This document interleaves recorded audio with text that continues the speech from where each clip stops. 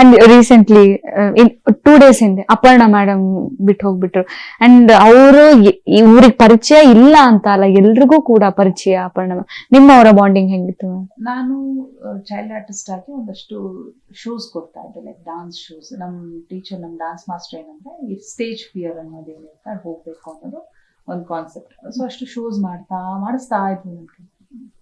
ಆಗ ಅಪರ್ಣ ಅಕ್ಕ ಅಲ್ಲಿ ಆಂಕರಿಂಗ್ ಹೋಸ್ಟ್ ಮಾಡ್ತೀನಿ ಆ ಶೋನ. ಓಕೆ. ಸೊ ನಾನು ಆ ವಯಸ್ಸಿಂದ ಅವನ್ನ ನೋಡಿದ್ದೀನಿ. ನಾವೆಲ್ಲರೂ ಅಂತಿರ್ತೀವಲ್ಲ, ನೀವು ಹೆಂಗಿದ್ರು ಹಾಗೇ ಇದ್ದೀರಾ, ಆಕ್ಟ್ ಅವರೇನೆ. ಅವ್ರು ಆಗ ಹೇಗಿದ್ರು ಈಗಲೂ ಹಾಗೆ ಇದ್ರು. ಅವ್ರ ಮಾತು, ನಡವಳಿಕೆ ಎಲ್ಲಾನು ನಿಮ್ಗೆ ಇಷ್ಟ ಆಗತ್ತೆ. ಹೌದು. ಅಷ್ಟು ಪ್ಲೆಸೆಂಟ್ ಆಗಿರ್ತಿದ್ರು. ಆಮೇಲೆ ಕನ್ನಡನ ಅಷ್ಟು ಶುದ್ಧವಾಗಿ, ನಾನಂತೂ ತುಂಬಾ ಇಂಪ್ರೆಸ್ ಆಗ್ತಿದ್ದೆ. ನಂಗಂತೂ ತುಂಬಾ ಇಷ್ಟ ಆಗ್ತಿದ್ವಿ, ಈ ತರ ಕಲಿಬೇಕು. ಆ ಪದಗಳು ಹೇಳೋ ರೀತಿ ಇದೆಲ್ಲಾನು ಬಹಳ ಚೆನ್ನಾಗಿರ್ತಿತ್ತು. ಅಂಡ್ ಅಷ್ಟೇ ಸೌಮ್ಯವಾದಂತ ಒಂದು ಸ್ವಭಾವ. She was very nice. And ನಾನು ಸುಮಾರು ತಿಂಗಳ ಹಿಂದೆ ಅವ್ರ ಹತ್ರ ಮಾತಾಡಿದ್ದೆ ಫೋನಲ್ಲಿ. ಒಂದು ಪಾತ್ರ ಮಾಡ್ತಿರ್ಲಿಲ್ಲ ಅವರು. ಕೇಳಿದೆ, ನಾನು ಯಾಕಕ್ಕ ನೀವು ಮಾಡ್ತೀನಿ, ಸ್ವಲ್ಪ ಹೆಲ್ತ್ ಅಪ್ಸೆಟ್ ಆಗಿದೆ, ಸರಿ ಅದಕ್ಕೆ ಮಾಡ್ತಾ ಇಲ್ಲ, ನಾನು ನೋಡ್ತೀನಿ, ವಿಲ್ ಕಮ್ ಬ್ಯಾಕ್ ಅಂದ್ರೆ. ನಂಗೆ ಇಷ್ಟು ದೊಡ್ಡದು ಅಂತ ಅನ್ಕೊಳ್ಳಿಲ್ಲ ನಾನು. ಯಾರಿಗೂ ಕೂಡ ಯಾರು ಮಾಡಿದ್ದೆ, ಹೇಳಿಲ್ಲ ಅವರು. ಸೊ ನಾನೆಲ್ಲೋ ಒಂದು ಸಣ್ಣ ಪುಟ್ಟ, ಹೌದಾ ಸರಿಕಾ, ಹುಷಾರು, ಹೆಲ್ತ್ಗಿಂತ ಇನ್ನೇನಿಲ್ಲ, ಆರೋಗ್ಯದ ಮುಂದೆ ಇನ್ನೇನು, ಆರೋಗ್ಯ ಹುಷಾರಾಗಿ ನೋಡ್ಕೊಳ್ಳಿ ಅಂತ ಹೇಳಿ ಫೋನ್ ಇಟ್ಟೆ. ನಂಗೆ ಮೊನ್ನೆ ನ್ಯೂಸ್ ಅದು ಕೇಳಿದ ತಕ್ಷಣ ಐ ವಾಸ್ ಶಾಕ್. ಅಯ್ಯೋ ಈ ತರ ಆಗಿತ್ತು, ಅಯ್ಯೋ ನಾನು ಮಾತಾಡಿದ್ನಲ್ಲ, ನಂಗೆ ಗೊತ್ತಾಗ್ಲಿಲ್ವಲ್ಲ ಇದೆಲ್ಲ ಅಂತ. ಅಂಡ್ ಎಲ್ಲೋ ನಾನು ಬೇರೆ ಕಡೆ ಹೋಗಿದ್ದೆ, ನಾನು ಹಸ್ಬೆಂಡ್, ಅಲ್ಲಿಂದ ಹಂಗೆ ಅವನ್ನ ನೋಡಕ್ ಹೋದ್ವಿ. ನೋಡ್ಕೊಂಡು ಅಲ್ಲಿ ಅವ್ನ ಹಂಗ್ ಮಲಗಿಸಿದ್ರು ಕೂಡ somewhere I was feeling like ಬರ್ತಾರೇನೋ ವಾಪಸ್. ಯಾಕೆಂದ್ರೆ ಹಾಗೆ ಇದ್ರು ಅವರು. ಅದೇ ಒಂದು ನಗು, ಅದೇ ಒಂಥರ ಸೌಮ್ಯವಾದ ಮುಖ, ಹಾಗೆ ಮಲಗಿದ್ದಾರೆ, ಬಂದ್ಬಿಡ್ತಾರೆ ಅಂತಾನೆ ಅನ್ನಿಸ್ತಾ ಇತ್ತು. Very shocking.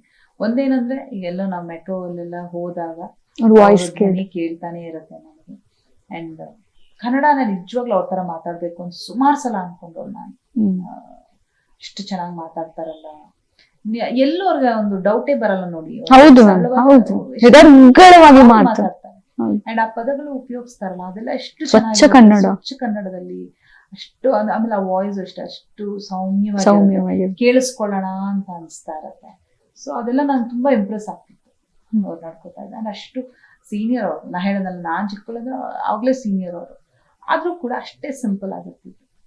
ನಾವೀಗ ಬಂದವರೆಲ್ಲ ಕಲ್ತ್ಕೋಬೇಕು ಅದನ್ನೆಲ್ಲ ನೋಡಿ, ಅವನ್ನೆಲ್ಲ ನೋಡಿ ಎಷ್ಟು ಸಿಂಪಲ್ ಆಗಿರ್ತಾರಪ್ಪ ಇವರು, ಎಲ್ಲರ ಜೊತೆ ಎಷ್ಟು ಫ್ರೆಂಡ್ಲಿ ಆಗಿರ್ತಾರ ಅಂತ. ಸೊ ಕಷ್ಟ, ಇದನ್ನ ಇಷ್ಟು ಬೇಗ ಅವ್ರು ಹೋಗಿದ್ದು ನಿಜವಾಗ್ಲೂ ಕಷ್ಟನೇ. ಮ್ಯಾಮ್, ಇನ್ನು ಅವ್ರಿಗೆ ಶ್ವಾಸಕೋಶದ ಕ್ಯಾನ್ಸರ್, ಲಂಗ್ಸ್ ಕ್ಯಾನ್ಸರ್ ಇದ್ರೆ ಯೂಶುವಲಿ ಸ್ಮೋಕ್ ಮಾಡೋರು, ಹೋಟ್ಲಲ್ಲಿ ಕೆಲಸ ಮಾಡ್ಕೊಂಡಿರ್ತಾರೆ, ಅವರು ಆ ಹೊಗೆ ಅದನ್ನ ತಗೊಂಡು ಯೂಶುವಲಿ ಅದ್ ಕ್ಯಾನ್ಸರ್ ಬರುತ್ತೆ ಅಂತ ಹೇಳ್ತಾರೆ.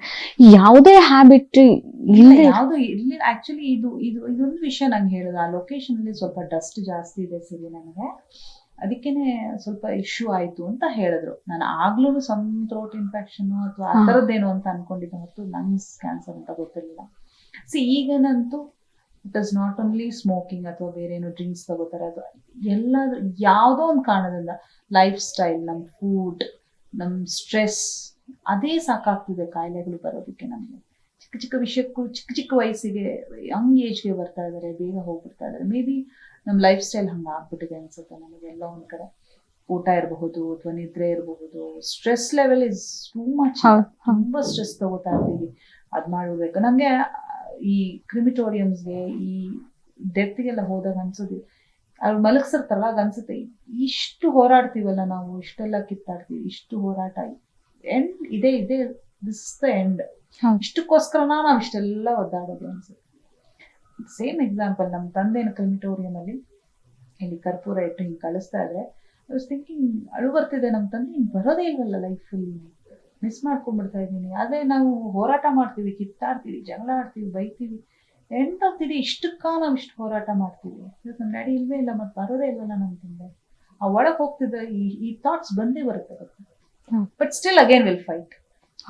ನೀವು ಇಷ್ಟ ಅಲ್ಲ, ನನ್ ಕೋಪ, ದ್ವೇಷ, ಸಿಟ್ಟು, ಸೇಡ್ ತೀರಿಸ್ಕೋತೀನಿ ನಿನ್ ಮೇಲೆ ಅಂತೀವಿ. ಬಟ್ ಅದನ್ನೆಲ್ಲ ನೋಡಿದಾಗ ಇಷ್ಟೇ ಲೈಫ್ ಅಂತ ಅನ್ಸುತ್ತೆ ಸೀರಿಯಸ್ಲಿ. ಅದಕ್ಕೇನೆ ಆ ಒಂದು ಕ್ಷಣನ ಯು ಜಸ್ಟ್ ಎಂಜಾಯ್. ಇವಾಗ ಏನಿದೆಯೋ ಈ ಮೂಮೆಂಟ್, ಬೆಳಗ್ಗೆ ಎದ್ದೇಳ್ತೀವ ಇಲ್ವೋ ಅನ್ನೋ ಡೌಟ್ ಬಂದ್ಬಿಟ್ಟಿದೆ ಇತ್ತೀಚೆಗೆ.